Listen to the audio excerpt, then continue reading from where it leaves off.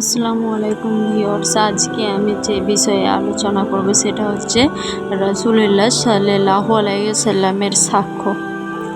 মহাবিচারের দিন আল্লাহ তাআলা বিশ্বনবী হযরত মুহাম্মদ রাসূলুল্লাহ সাল্লাল্লাহু আলাইহি সাল্লামকে একজন অন্যতম সাক্ষী রূপে উপস্থিত করবেন।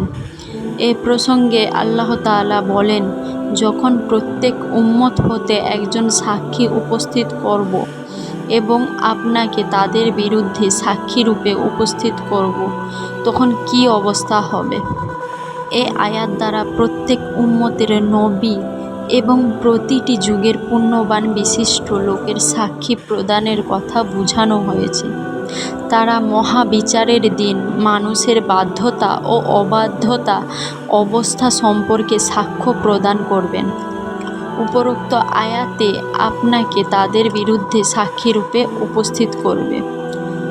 কথাটি মর্ম হচ্ছে, অন্যান্য নবীদের ন্যায় আপনিও নিজেই উম্মতের অবস্থা ও আমল আখলাক সম্পর্কে সাক্ষ্য দেবেন।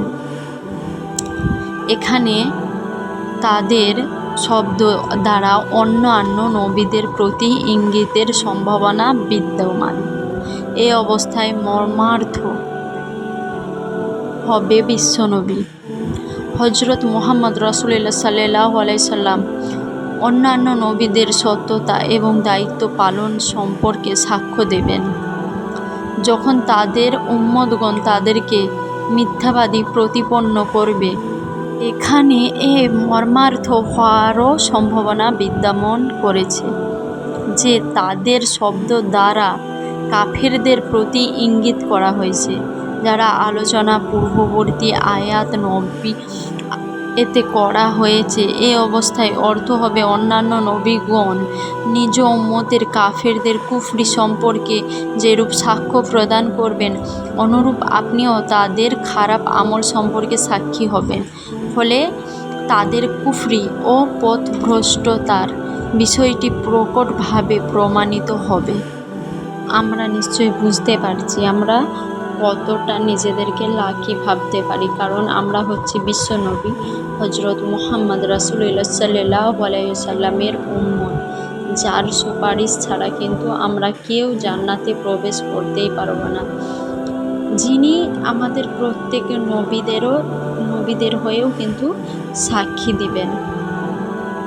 তো আমরা এখন কি বলবো, আমরা যদি সামান্যভাবেও নিজেদের 5 ওয়াক্ত নামাজ পড়ি এবং ঈমানটা ঠিক রেখে চলতে পারি, তাহলে কিন্তু আমাদের জান্নাতে যাওয়া খুব সহজ, কারণ আমাদের জন্য সুপারিশ বিশ্বনবী হযরত মুহাম্মদ রাসূলুল্লাহ সাল্লাল্লাহু আলাইহি সাল্লাম নিশ্চয় করে দেবেন।